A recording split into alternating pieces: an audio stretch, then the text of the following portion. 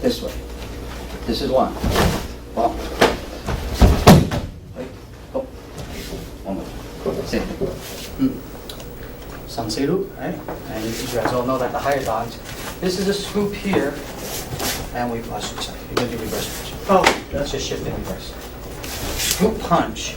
This crashes here and breaks the stance, and he comes to the inside. Okay? Okay, watch that one again. He punches here, I shift, scoop. Punch with it.